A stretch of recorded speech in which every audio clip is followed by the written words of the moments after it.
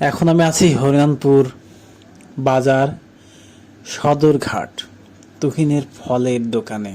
এই দোকানে বিভিন্ন রকম ফল রয়েছে, আপেল, আঙুর, তারপরে আছে এখানে কমলা, মাল্টা, খেজুর, বেদানা সহ বিভিন্ন রকম ফল।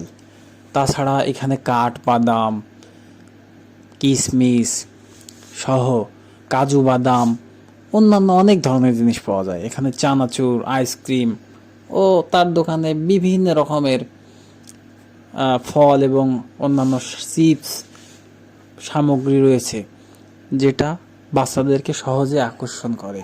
কিন্তু আজকে ঠান্ডার দিন বিধায় বেচাকেনা খুবই কম।